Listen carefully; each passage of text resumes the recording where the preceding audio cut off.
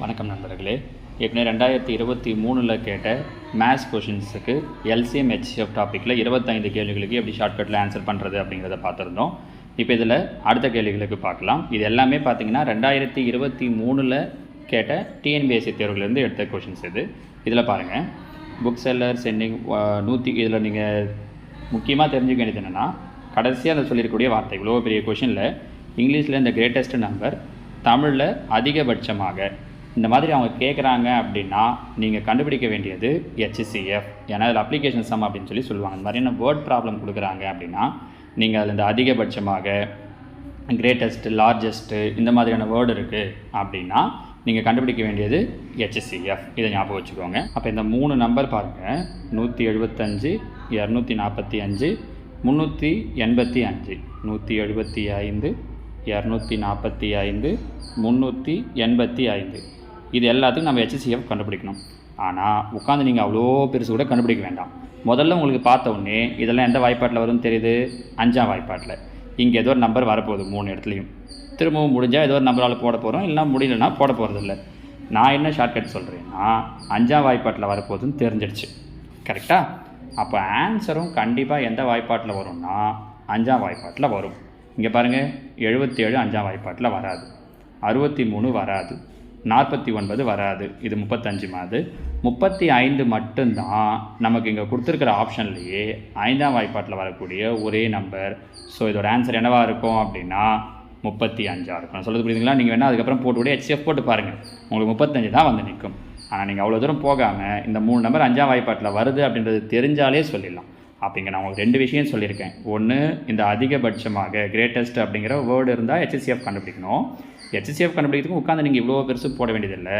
இந்த ஃபஸ்ட் நம்பரை இந்த ஆன்சரில் முடிஞ்சிச்சு. சப்போஸ் 2 ஆன்சர் அவங்க கொடுத்துட்டு இருந்தாங்க, சார் 35 1 45 1 கொடுத்தாங்கன்னா அப்போ நீங்கள் போகிறது மாதிரி இருக்கும். ஆனால் இது பாருங்கள், இது டிஎன்பிஎஸ்சி கொஸ்டினே தான், அவங்க அந்த மாதிரி கொடுக்கவே இல்லை பாருங்கள். சரியா? ஸோ இவ்வளோ ஈஸியாக கண்டுபிடிக்கலாம். அடுத்து 27வது கேள்வி பாருங்கள். இங்கே 2 டேர்ம் கொடுத்துட்டு பாலினாமியல் கொடுத்துட்டு அதுக்கான எல்சிஎம் கேட்டிருக்காங்க. சரியா? இப்போ இதில் பார்த்தீங்கன்னா இங்கே கூட அதே மாதிரி எல்சிஎம்முக்கு கூட உங்களால் எது வராதுன்னு ஈஸியாக சொல்கிற முடியும். எப்படின்னா இங்கே x² கொடுத்துருக்காங்க. அப்போ கண்டிப்பாக ஆன்சரும் x² இல்லை விட அதிகமாக இருக்கிறது மாதிரியான டேர்ம் தான் வரணும். ஏன்னா எல்சிஎம். இதுவே ஹெச்சிஎஃப் இருந்தால் x² இல்லை அதை விட கம்மியாக இருக்கிற பவர்லையோ தான் வரும். இங்கே பாருங்கள், இங்கே x² டேர்ம் கொடுத்துருக்காங்க. இங்கே ஆன்சர் பியும் டியும் பார்த்தீங்கன்னா எக்ஸில் இருக்குது. அப்போ பார்த்த உடனே இது 2 கிடையாதுன்னு சொல்லிடலாம். 1. அடுத்தது, இது 2த்தில் எதை சார் சொல்ல முடியும் அப்படின்னா நீங்கள் ஈஸியாக முடிவு பண்ணணும்னா இங்கே 5x - 10, இங்கே 5x² - 20 இருக்குது. இங்கே மைனஸ், இங்கே 5 சப்போஸ் இதுலேருந்து 5 வெளியே எடுக்கிறீங்கன்னா கூட உங்களுக்கு x - 2 கிடைக்கும். அப்போ எல்சிஎம் கண்டுபிடிக்கும் போது நமக்கு நிச்சயமாக என்ன வந்தாகணும்னா மைனஸ் வந்தாகணும். ஏன்னா 2 டேர்ம் நீங்கள் x - 2 x + 2 வருதுன்னு பெருக்குனிங்கன்னா கூட a + b, நம்ம ஏற்கனவே போன வீடியோ சொன்னால் பாருங்கள், a + b a - b போது மைனஸ் வரும். ஆனால் இந்த ஆன்சரில் நடுவில் ப்ளஸ் வந்திருக்கு. அப்போ இது வராது. கண்டிப்பாக எது தான் ஆன்சராக வரும்னா ஏ தான் வரும். சார் எனக்கு இதை வெளியில் எடுக்க தெரியல, ஃபார்முலாலாம் தெரியல அப்படின்னா கூட அழகாக இந்த ஷார்ட்கட்டை வச்சு சொல்லிடலாம். சரியா? சரி, எனக்கு இந்த மாதிரிலாம் தெரியல, மெத்தடாக போட்டால் தான் சொல்ல முடியும் அப்படின்னா அதுக்குமே நான் ஐடியா சொல்கிறேன் பாருங்கள். ஈஸியான கொஷின் தான் இது. என்ன பண்ணலாம்? இப்போ இந்த ஃபஸ்ட்டு டேர்ம்லேருந்து 5 வெளியே எடுக்கலாம். 5 வெளியே எடுத்துக்கிங்கன்னா மீதி என்ன இருக்கும்? x - 2. இந்த செகண்ட் டேர்ம்லேருந்து என்ன பண்ணலாம்? அதே மாதிரி 5 வெளியே எடுக்கலாம். எடுத்துகிட்டா மீதி என்ன இருக்கும்? x². 20ல் 5 வெளியே எடுத்துட்டிங்கன்னா 4 5 20, 4 இருக்கும். இந்த 4 எப்படி எழுதலாம்னா 2² எழுதலாம். அப்போது 5 × a² - b². ஏற்கனவே போன வீடியோலையும் சொல்லியிருக்கோம். அப்போ a + b, x + 2 × x - 2. நம்ம இப்போ சப்போஸ் ஹெச்சிஎஃப் கேட்டிருந்தாங்கன்னா 2த்தில் எது காமனாக இருக்கோ அதை மட்டும் எழுதினா போதும். எல்சிஎம்னா காமனாக எல்லாத்தையும் எழுதணும். எது காமனாக இருக்குது? 5 காமனாக இருக்குது, அப்போ 5. x - 2 காமனாக இருக்குது, அப்போ x - 2. அது இல்லாமல் எக்ஸ்ட்ராவாக என்ன இருக்குது அப்படின்னா x + 2. ஸோ பாருங்கள், அவங்க ஆன்சர் இப்படி கொடுக்காம திரும்ப இதை எடுத்து சேர்த்துட்டாங்க. x - 2 x + 2, a + b a - bனா a² - b². அப்போது 5 இந்த ஆன்சர் ஆப்ஷன் ஏ. இவ்வளோ தூரம் போட்டு சொல்ல வேண்டான்னு தான் நான் முதல்ல என்ன ஐடியா சொல்லிட்டேன். எல்சிஎம்ன்றதால இது 2 வராதுன்னு முடிவு பண்ணிடலாம். இது 2த்தில் எது முடிவு பண்ணுறதுன்னு சொல்லிட்டோம் பாருங்கள். சரிங்களா? அடுத்தது 28 பாருங்கள். இங்கேயும் 3 டேர்ம் கொடுத்துட்டு என்ன கேட்டிருக்காங்க அப்படின்னா இதுக்கான ஹெச்சிஎஃப் கேட்டிருக்காங்க. இப்போ இதில் பாருங்கள், இது ஒரு டேர்ம், இது ஃபுல்லாக ஒரு டேர்ம். கரெக்டாக? இங்கே பார்த்தீங்கன்னா அதிகப்படியான பவர் ஸ்கொயர் இருக்குது. இங்கே ஏ ஏ ஏ ஸ்கொயர் இருக்குது. அப்போ இங்கே அதிகப்படியானது ஏ பவரில் 4 இருக்குது. கரெக்டாக? அப்போ ஆன்சர் எது சின்னதோ அதை விட கம்மியாக தான் வரணும். அப்போ அவங்களும் அதே மாதிரி தான் கொடுத்துருக்காங்க. எல்லாத்துக்குமே அதிகப்படியாக ஸ்கொயர் தான் இருக்குது. அப்போ இங்கேருந்து டக்குன்னு சொல்ல முடியாது. ஒன்று.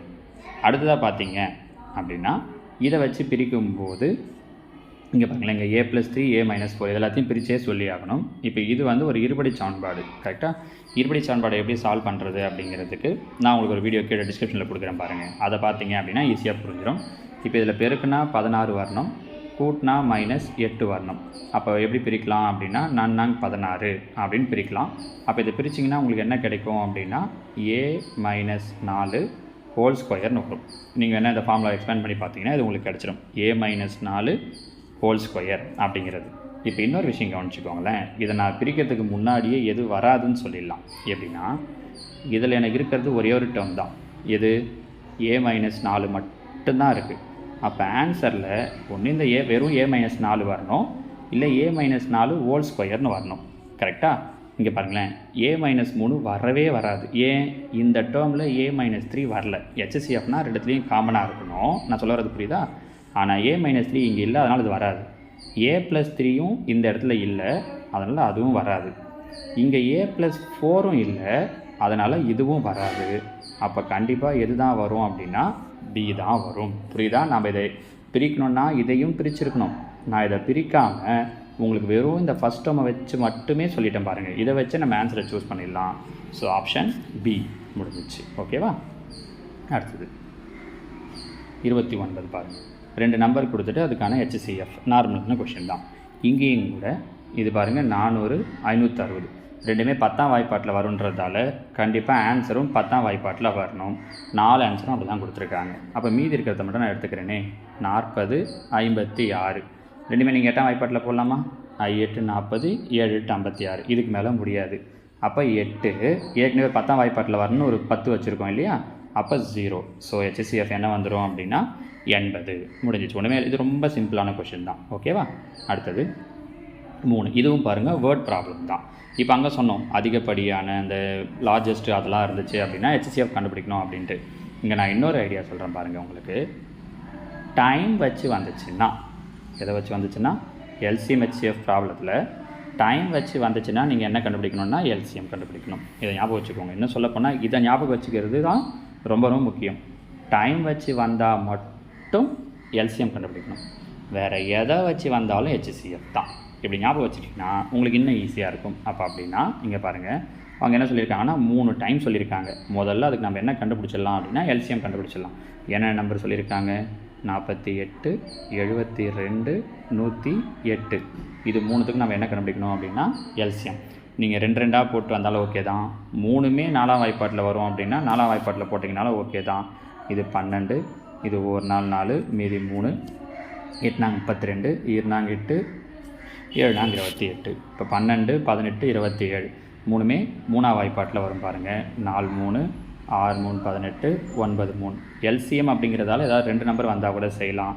அப்போ 2ஆம் வாய்ப்பாட்டில் 2 3 9 வராது. மறுபடியும் என்ன பண்ணுறேன்? 3ஆம் வாய்ப்பாடு 2 அப்படியே வந்துடும். 1 3 3. இதெல்லாம் LCM எப்படி கண்டுபிடிக்கிறது நம்ம முன்னாடி பார்த்துருக்கோம்.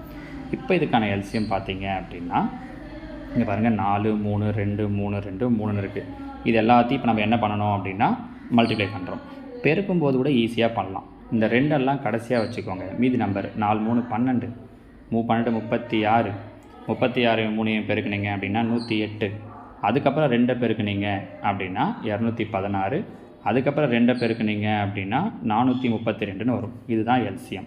அவங்க என்ன சொல்கிறாங்கன்னா காலைல 7 மணிக்கு 1ஆ மாறுதுன்னு சொல்லியிருக்காங்க.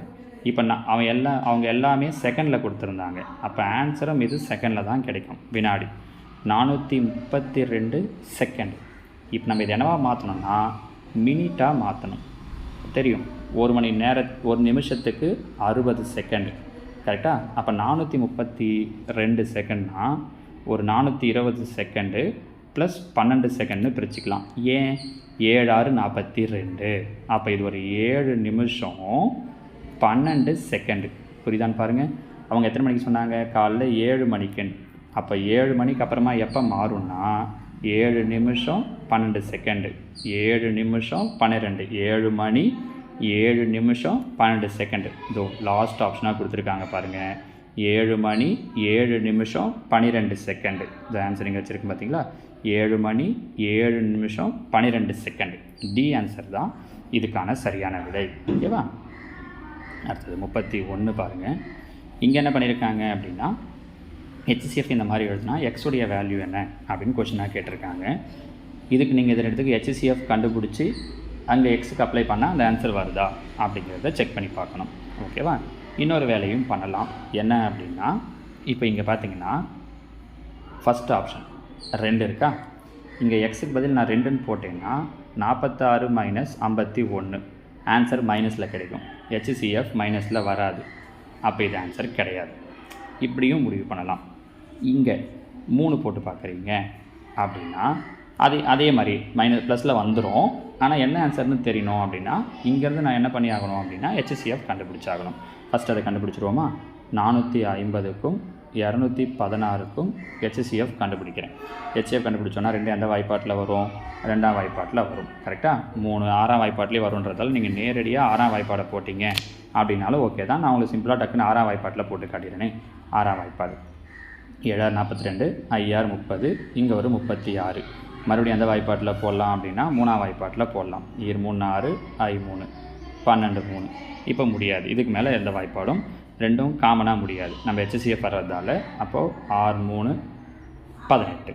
அப்போ ஹெச்சிசிஎஃப் என்ன கிடைக்குது அப்படின்னா 18. 2 வராதுன்னு முதல்ல முடிவு பண்ணிட்டோம். 3 போட்டு பாருங்கள். அப்ளை பண்ண பிறகு ஆன்சர் 18 வந்தால் அதான் ஆன்சர். இப்போ 3 போட்டோம்னா 23 பெருக்கல் 3, 23 3 பெருக்குனிங்கன்னா 69 மைனஸ் 51.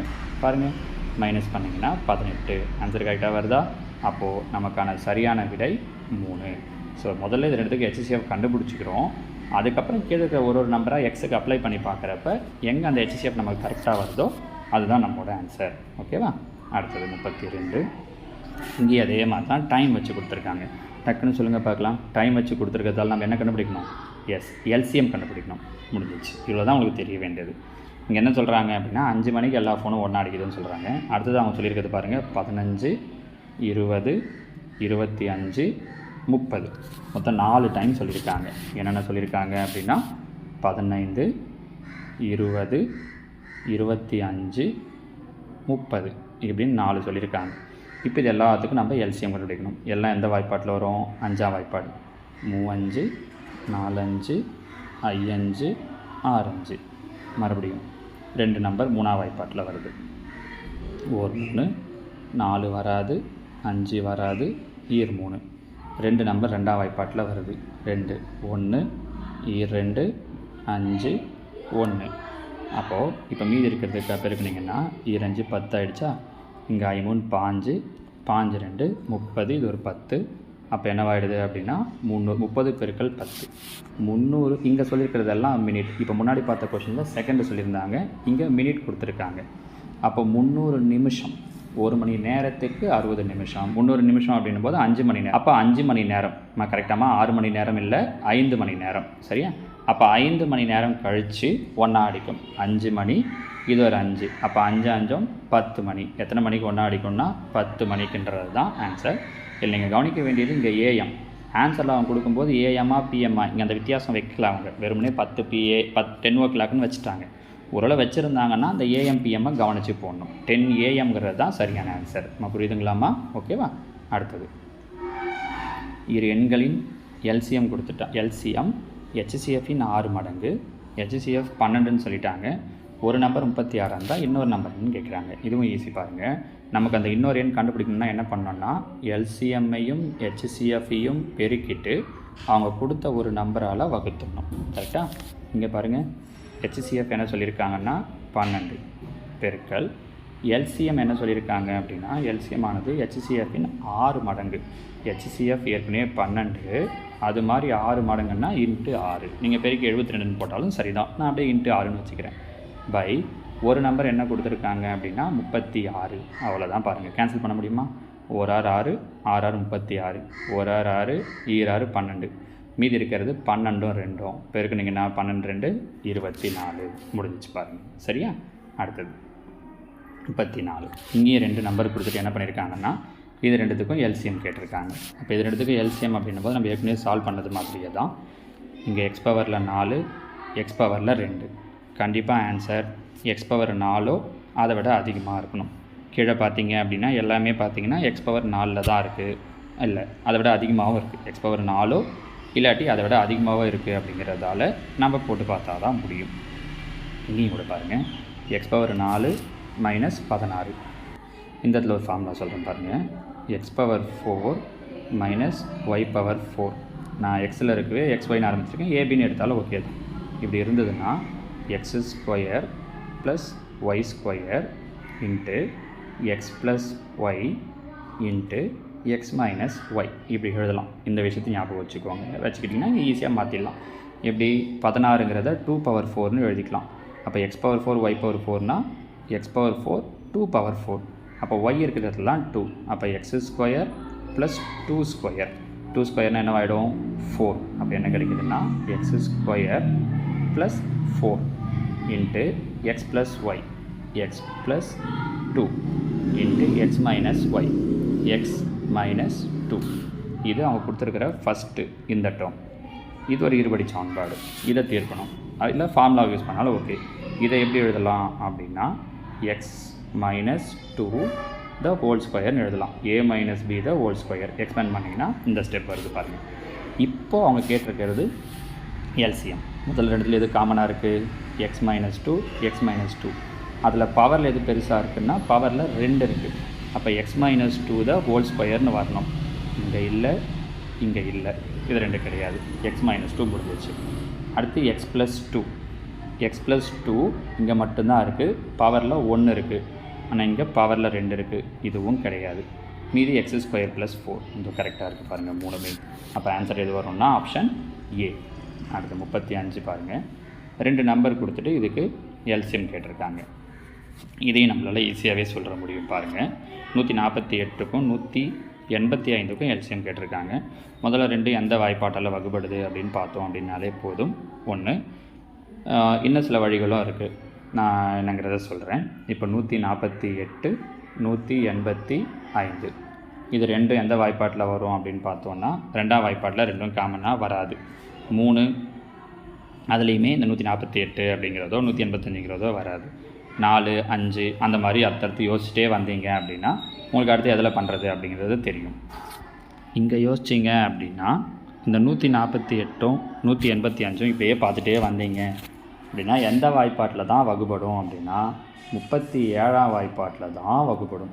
எப்படி சார் அவ்வளோ தூரம் நம்ம யோசிக்கிறது அப்படின்னா, இல்லை நான் எப்படி 37ன்றதை சொல்கிறேன் டக்குன்னு அப்படின்னா, ஒன்றும் இல்லை, இது ரெண்டுத்துக்கும் நடுவில் இருக்கக்கூடிய டிஃப்ரென்ஸ் பார்க்குறேன். 185க்கும் 148க்கும் டிஃப்ரென்ஸ்னால் ரெண்டுத்தையும் மைனஸ் பண்ணி பார்க்குறேன். மைனஸ் பண்ணிங்கன்னா என்ன கிடைக்குதுன்னா 37. அப்போ மைனஸ் பண்ணி பார்த்தாலே அந்த வாய்ப்பாட்டில் வந்துருமானா அப்படி இல்லை. மைனஸ் பண்ணி பார்த்தா என்ன ஆன்சர் வருதோ அதனுடைய டிவைசஸ் வரக்கூடியதில் வரும். இப்போ 37 இருக்குல்ல, 37 எந்தெந்த வாய்ப்பாட்டிலலாம் வருமோ அதில் வர்றதுக்கான வாய்ப்புகள் இருக்குது அப்படின்றது தான். அப்போ 37 வேறு எந்த வாய்ப்பாட்லையும் வராது, 1ஆம் வாய்ப்பாட்டிலும் 37ஆம் வாய்ப்பாட்டில் தான். அப்போ அந்த ஐடியாவை வச்சு தான் நம்ம என்ன வரதுக்கு வாய்ப்பு இருக்குமா, கன்ஃபார்மாக வரும்லாம் கிடையாது. சரியா, இது ஒரு ஐடியா. அப்போது இதை நான் எதால் டிவைட் பண்ணுறேன் அப்படின்னா 37ஆல் வேணா பாருங்கள், 4 28 4 முறை போட்டிங்க அப்படின்னா உங்களுக்கு வந்துடும். இது 5 35 5 முறை போட்டிங்க அப்படின்னா 185 வரும். இது ஒரு ஐடியா. சரியா, அப்போ இது எல்லாத்தையும் பெருக்கிட்டிங்கன்னா என்ன வருதோ அதுதான், ஒன்றும் இல்லை. 4 5 பெருக்கினீங்கன்னா 4 5 20 0 இருக்குது, அப்படியே வந்துட போகுது. 37 2 பெருக்கினீங்கன்னா 37 2 74 முடிஞ்சிச்சு பாருங்கள், 740. அவ்வளோதான். இந்த மாதிரி நீங்கள் முடிவு பண்ணிக்கலாம். ஓகேவா? இதோட இந்த செகண்ட் பார்ட் வீடியோ முடியுது. இதுக்கடுத்து இன்னும் மொத்தமாக இதில் ஒரு 85 கேள்விகள் வரைக்கும் இருக்குது. அது அடுத்தடுத்த வீடியோவில் நான் ஒரு 15 கேள்விகளாகவோ 20-25 கேள்விகளாகவோ அடுத்தடுத்த வீடியோவில் போடுறேன். இது வரைக்கும் போட்ட எல்லா கொஷின்ஸுமே ப்ராக்டிஸ் பண்ணுங்கள். எல்லா டாப்பிக்குமே இதே மாதிரி தனித்தனியாக எடுத்து வச்சுருக்கேன், அதையுமே அடுத்தடுத்த வீடியோவில் அப்லோட் பண்ணுறேன். இதெல்லாத்தையும் பார்த்தீங்க அப்படின்னாலே ஒரு ஐடியா தெரிஞ்சிடும். அவங்க ஒவ்வொரு டிஎன்பிஎஸ்சி கொஷின்லையும் எந்தெந்த மாதிரியான கொஷின்ஸ் கேட்குறாங்க, இல்லை ஒரு டாப்பிக்லையும் என்னென்ன மாதிரி டைப் இருக்குது அப்படின்ட்டு. ஸோ நம்ம இப்போ வரக்கூடிய குரூப் 4 எக்ஸாமுக்கு ப்ரிப்பேர் பண்ணுறதுக்கு இது உங்களுக்கு ரொம்பவே யூஸ்ஃபுல்லாக இருக்கும். ஓகேவா? தேங்க்யூ.